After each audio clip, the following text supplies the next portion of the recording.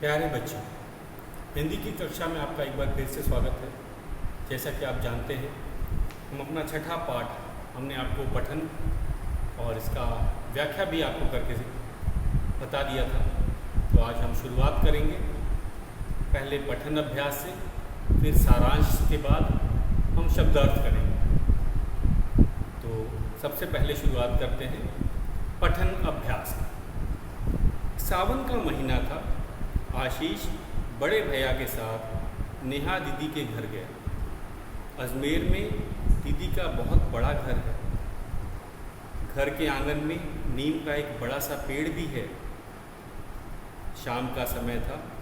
आकाश में काले काले बादल छाए थे। आशीष आंगन में बैठा दीदी से बातें कर रहा था। तभी एक मोर पेड़ के नीचे उतर आया। मोर मोर देखो दीदी, मोर कहते हुए आशीष उसकी तरफ भागा। नेहा ने उसे रोका। रुको आशु, रुक जाओ, वह तुम्हारे हाथ नहीं आएगा।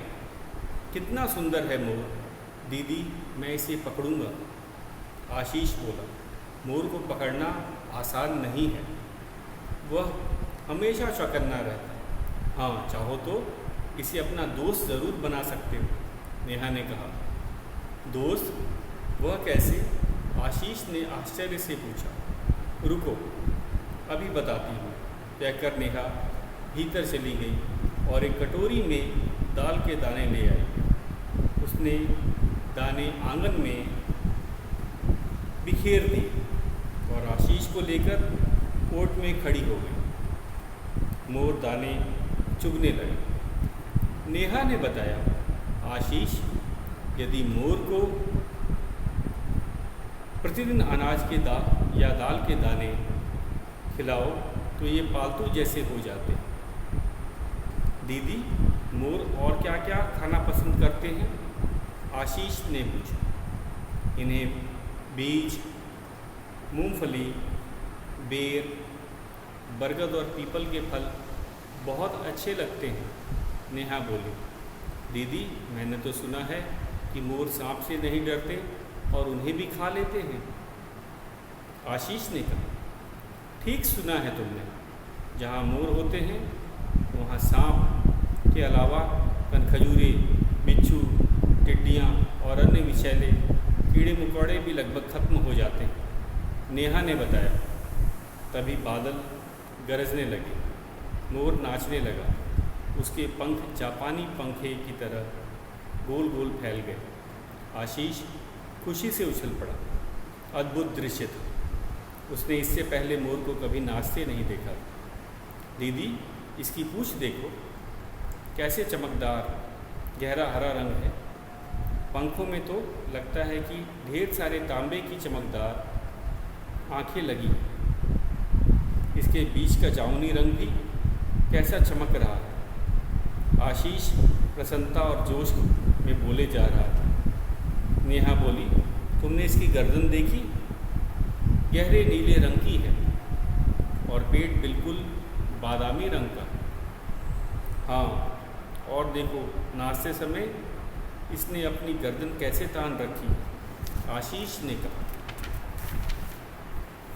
नेहा हंसकर बोली, भाई, जब यह इतना अच्छा नाचता है तो थोड़ा घमंड तो होगा ही।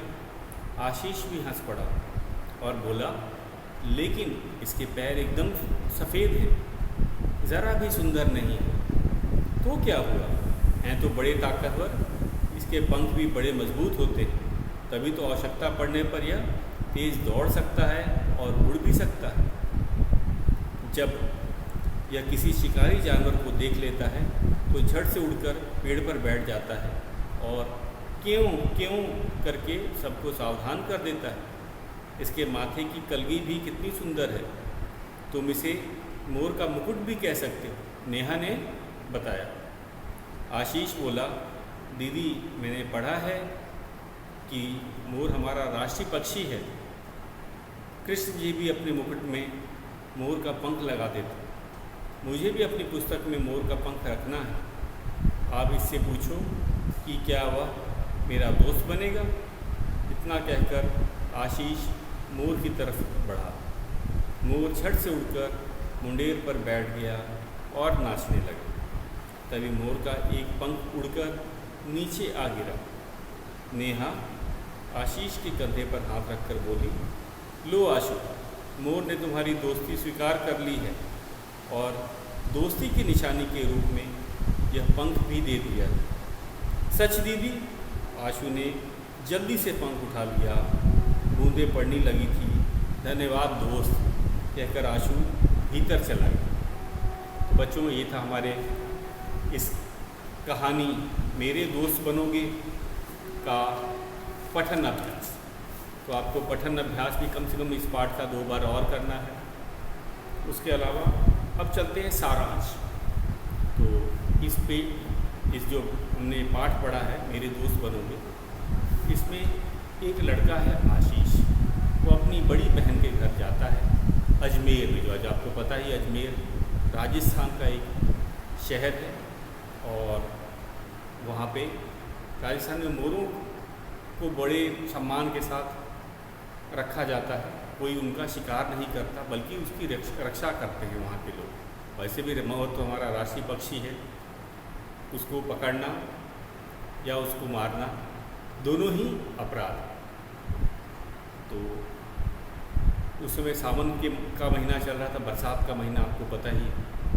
और जो मोर होते हैं वो बरसात में नाचना बहुत पसंद करते हैं। तो यहाँ भी यही हुआ। जब आशीष शाम के समय बादल घिरने लगे, आशीष आंगन में आया तो उसकी नज़र मोर पर पड़ी और उसने इससे पहले कभी मोर को इतनी पास से नहीं देखा। उसे मोर बड़ा अद्भुत पक्षी लगा क्योंकि मोर सुंदर होता ही। वह दौड़कर मोर को पकड़ना चाहता था, लेकिन दीदी ने समझाया कि मोर पकड़ना इतना आसान नहीं, क्योंकि मोर जो है काफ़ी सतर्क पक्षी होता है। वो जल्दी किसी के हाथ में नहीं आता। और नेहा दीदी ने यह भी बताया कि अगर तुम रोज़ मोर को अनाज के दाने या दाल के दाने देंगे तो आपसे दोस्ती स्वीकार कर ले। तो अगर मोर को अपने आंगन में आपको बुलाना है तो सबसे अच्छा तरीका क्या है, कुछ दाल के दाने या अनाज के दाने बिखेर दो और मोर उसे खाने ज़रूर आएगा। और वो जान जाएगा कि इस घर में, इस आंगन में उसका स्वागत किया जाता है। उसके लिए मोर के हम कहेंगे दाल के दाने दिए जाते हैं और वो बिना डरे रोज़ दाल के लालच में आएगा। और ठीक वैसे ही होता है। नेहा दीदी कटोरी में दाल के दाने लेके आती हैं, उसको आंगन में फैला दिया जाता है और नेहा और आशीष ओट में खड़े हो जाते हैं। ओट में मतलब छुप कर। और वे देखते हैं कि मोर पेड़ से नीचे उतर आता है और धीरे धीरे दाल के दाने को खाने लगता है। तो आशीष ने पूछा, तो दाल के अलावा मोर और क्या क्या खाता है? तो नेहा दीदी ने बताया कि इसे दाल के अलावा जो बीज होते हैं, पौधों के बीज, अनाज हो गया, मूंगफली हो गया, यहाँ तक कि बेर, पीपल और बरगद के जो फल होते हैं वो भी मोर बहुत चाव से खाते हैं। और नेहा दीदी ने यह भी बताया कि ये सांप को भी खा सकते हैं। सांप तो सांप, ये जो जहरीले कीड़े होते हैं जैसे कि कनखजूरे, टिड्डियाँ, बिच्छू और विषैले जितने भी कीड़े मकोड़े होते हैं जो किसानों के दुश्मन होते हैं, उनको भी लगभग ये खा के ख़त्म कर देते हैं जहाँ पे मोर होते हैं। तो अभी उसी समय बादल गरजने लगते हैं और वो जो मोर था आंगन वाला, वो खुशी से, हमें पता ही है मोर बादलों को देखकर खुश हो जाता है और वो नाचने लगता है। तो आशीष ने भी यही देखा और जब उसने पहली बार मोर को नाचते हुए देखा तो उसे आश्चर्य हुआ, क्योंकि उसने देखा जो मोर के जो पंख थे अब वो जापानी पंखे की तरह गोल हो गए और इस समय वे काफ़ी सुंदर लगते हैं, आपको भी पता ही है। तो वो दौड़ दौड़ करके दीदी को बताने लगता है, देखो कितना सुंदर है मोर का पंख, उसमें देखो तांबे की एकदम चमकदार आंखें लगी हुई हैं और बीच में जो जामुनी रंग है वो कितना चमकीला है और ऐसे वे जोश में बोले जा रहा था। उसके बाद उसने मोर के गर्दन के बारे में बताया, पेट के बारे में, पेट का रंग बताया कि वो बादामी रंग का है, और नाचते समय ये शान से अपनी गर्दन को तान लेता है।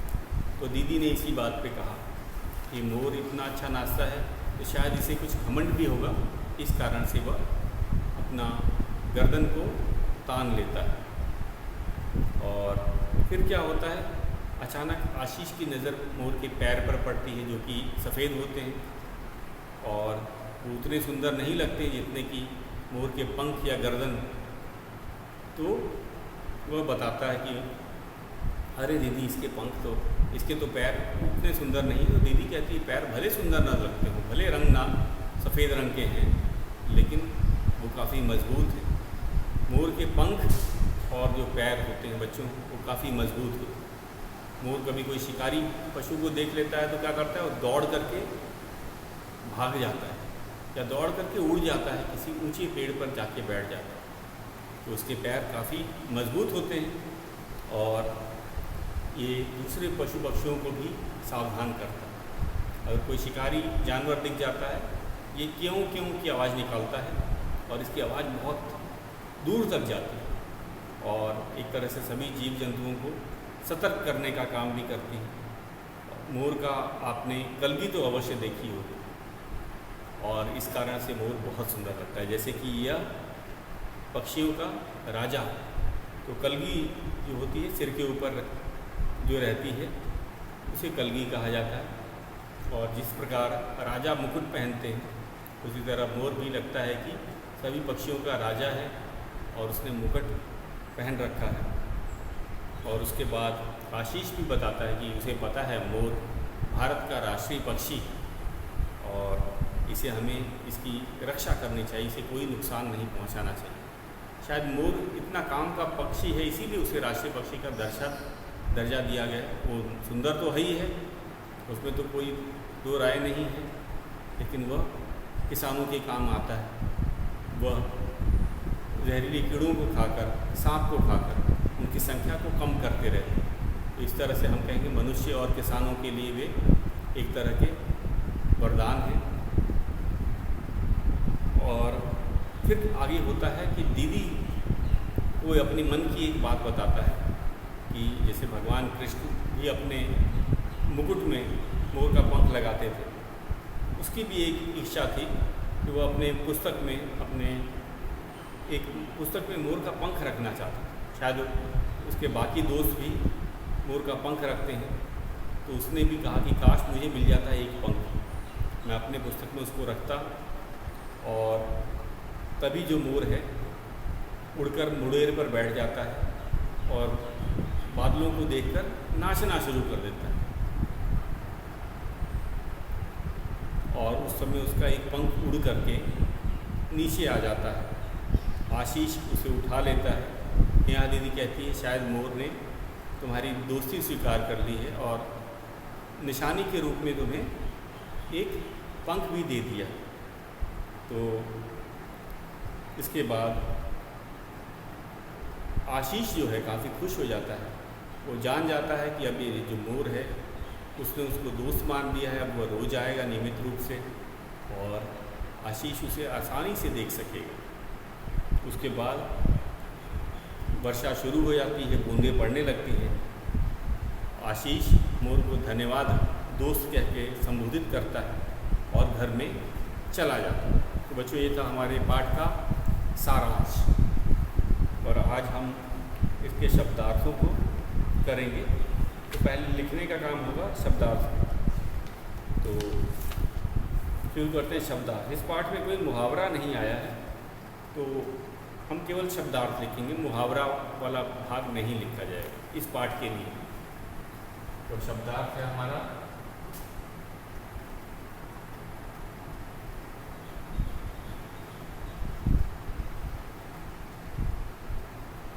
पहला है मेघ।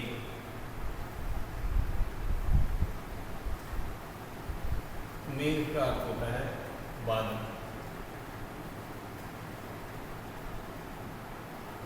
इस पाठ के अनुसार भी अर्थ समझ लीजिए। तो जब वह नेहा दीदी के घर जाता है, शाम का समय था और आसमान में मेघ छा जाता है। मेघ बादलों को कहा जाता है, काले बादलों को मेघ कहा जाता है। और बादलों के छाने पे आपको पता है मोर खुश होते हैं और वो नाचना शुरू कर देते हैं। वर्षा में तो नहीं नाचते हैं, लेकिन वर्षा से पहले जब मौसम सुहाना हो जाता है, गर्मी से राहत मिल जाती है, ठंडी हवा चलने लगती है। कैसे, किस कारण से? मेघ के आ जाने से सूरज ढक जाता है, कुछ ठंडक होती है और मोर को पता चल जाता है कि अब वर्षा शीघ्र ही आने वाली है, तो खुशी के मारे नाचने लगते। दूसरा है अद्भुत। अद्भुत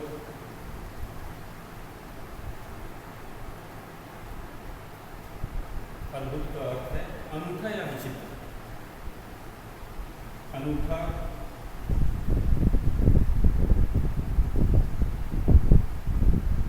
या फिर हम कह सकते हैं विचित्र।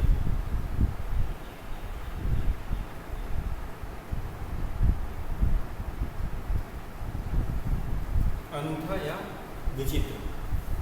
तो अद्भुत दृश्य था। अद्भुत क्योंकि इससे पहले हमने देखा कि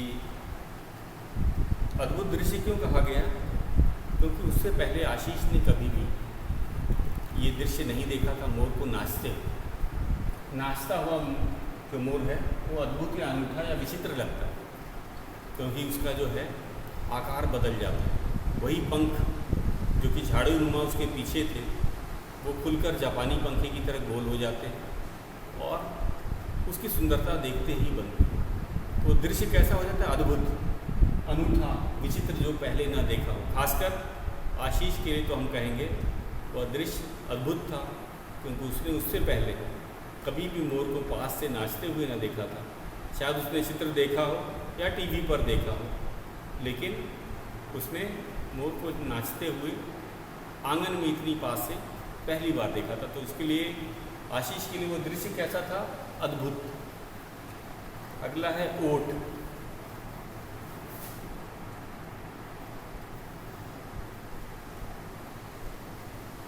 ओट, ओट का अर्थ होता है आर्ट।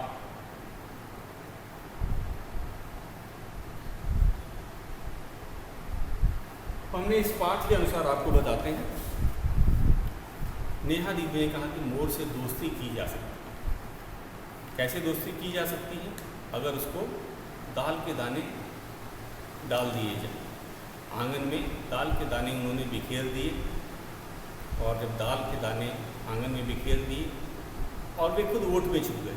क्यों? क्योंकि भाई पक्षी, कोई भी पक्षी बड़ा सतर्क होता है, वो अपने आसपास के जो खतरे होते हैं उन पर नज़र रखता है। तो उन्होंने दाल के दाने डालने के बाद वे खुद ओट में मतलब किसी चीज़ के आड़ में या पीछे छुप गए थे, जिससे कि मोर उन्हें देख ना सके। वो मोर को देख सके, लेकिन मोर उन्हें ना देख सके। इससे मोर क्या होता है?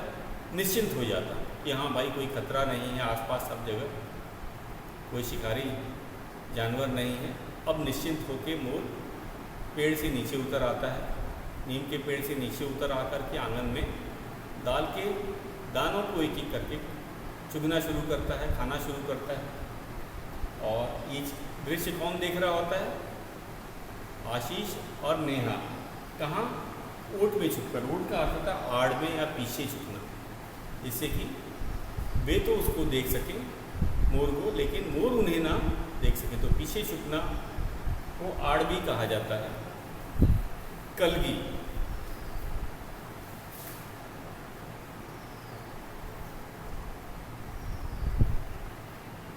कलगी तो आपने देखा होगा मुर्गा। मुर्गे की कलगी लाल रंग की होती है, तो ये मुकुटनुमा होता है। सर के ऊपर मुकुटनुमा ये होता है। और इसके हम कहते हैं मोर के, अगर हम बारे में कलगी के बारे में तो कहेंगे कि मोर के सिर की चोटी, मोर के सिर की चोटी, सिर की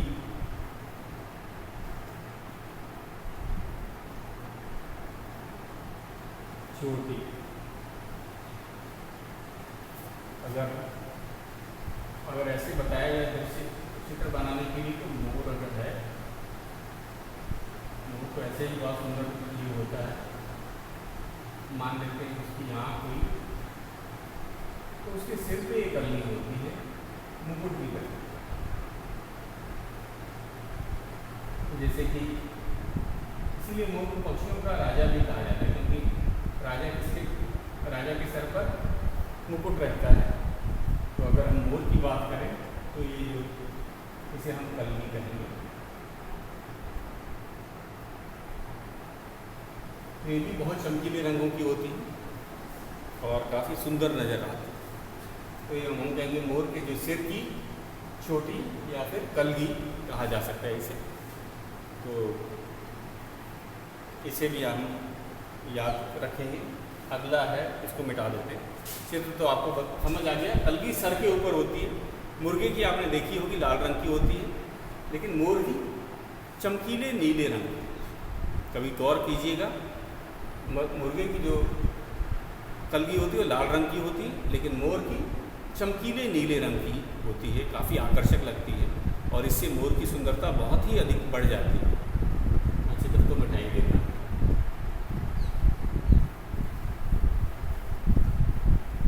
तो कलगी हम जान गए, यहाँ मोर के कलगी की बात की गई थी। अगला है प्रतिदिन।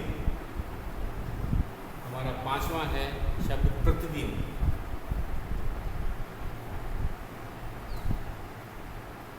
प्रतिदिन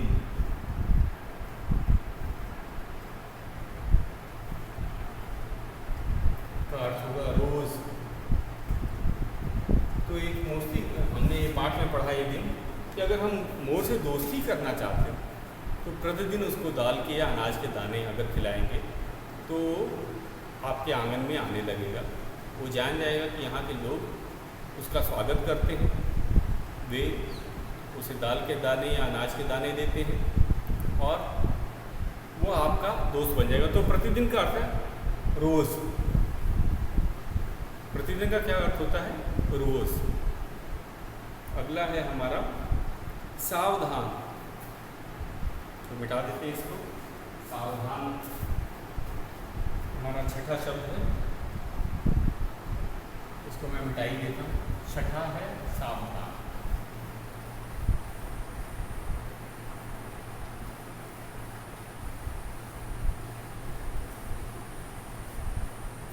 छठा शब्द है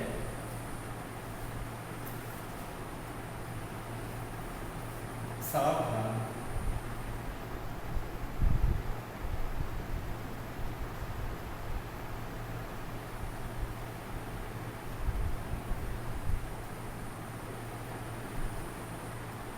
सचेत या सतर्क। सचेत या सतर्क।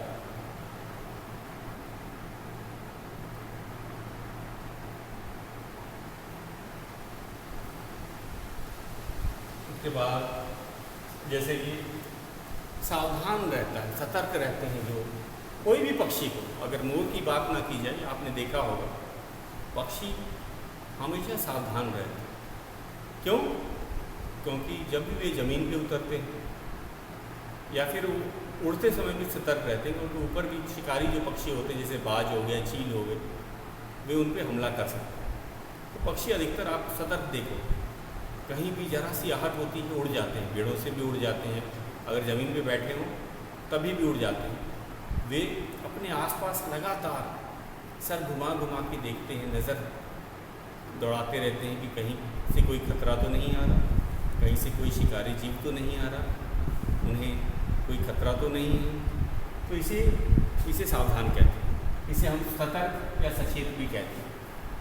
वो हमेशा सतर्क रहते हैं क्योंकि खतरा कहीं से भी आ सकता है, उनके ऊपर हमला हो सकता है। तो उस बचने के लिए तुरंत वे उड़ जाते हैं, नज़र रखते हैं। अगर कहीं से उन्हें लगता है कि कोई खतरा है तो वो तुरंत उड़ करके किसी सुरक्षित या ऊंचे स्थान पर चले जाते हैं। खासकर बिल्ली, कुत्ते और कभी कभी इंसानों से भी उन्हें खतरा होता है, तो वे बच करके किसी अच्छी जगह पे सुरक्षित स्थान पर चले जाते हैं। तो कोई भी पक्षी सावधान रहता है, सतर्क रहता है। आपने खुद देखा है, आप जरा सा भी आगे बढ़े और पक्षी को लगता है कि अरे अब खतरा है, तो वो उड़ जाता है। तो सावधान का अर्थ सचेत भी कह सकते हैं या सतर्क भी कह सकते हैं। सातवां है हमारा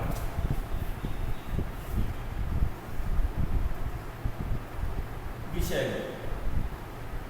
ये शब्द दो विष से बना है। विष को जहर कहा जाता है। विषैले जैसे बिच्छू हो गया, कनखजूरा, ये सब विषैले कीट हैं, कीड़े हैं, इसको जहरीले बोलते हैं। विषैले को जहरीले।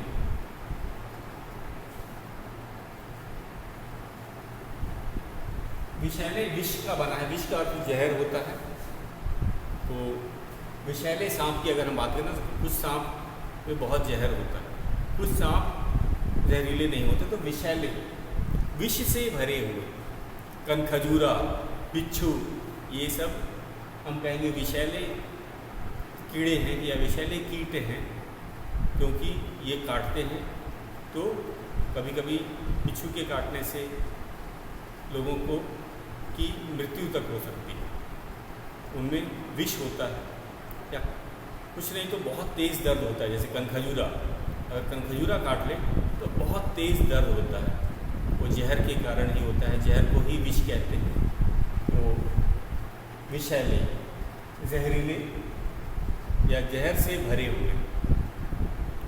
तो हमारा जो मोर है वो विषैले कीड़ों को खा लेता है, चाहे कनखजूरा हो, यहाँ तक कि विषैले जीव में सांप भी आते हैं। तो इस सांप को भी पकड़ के खा लेता है। और टिड्डियों को, जो किसानों के दुश्मन होते हैं, किसानों की फसलों को खा जाते हैं, खराब कर देते हैं, तो उनका भी शिकार करते हैं। तो सांप के लिए विषैले जीव भी उसका खाना है, उसका भोजन है। उसके विष का भी मोरों पर कोई असर नहीं पड़ता है। तो इसीलिए वो विषैले जीवों को भी आसानी से खा जाते हैं। अगला है हमारा स्वीकार। 8वां शब्द है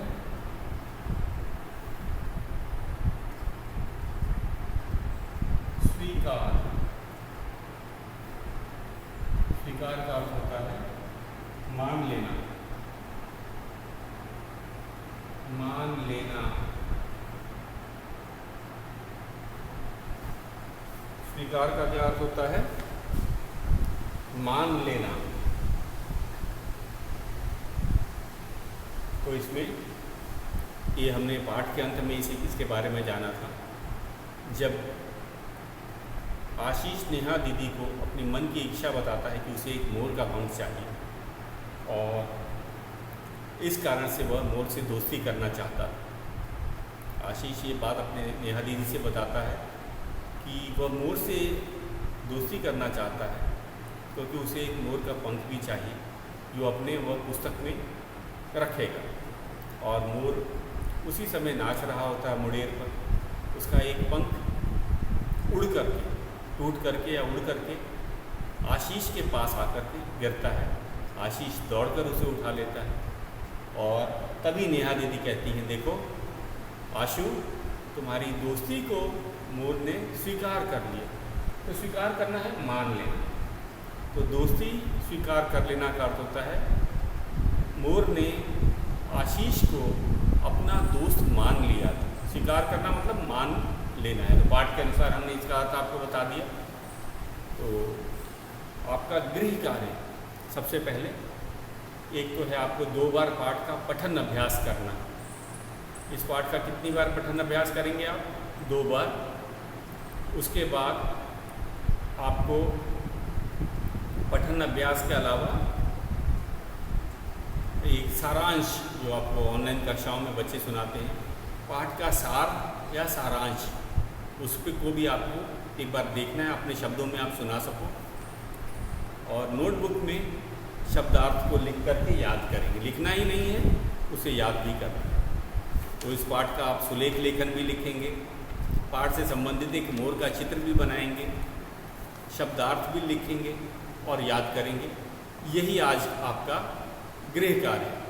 तो बच्चों आज के लिए इतना ही, कल हम अपने मौखिक प्रश्नों को करेंगे।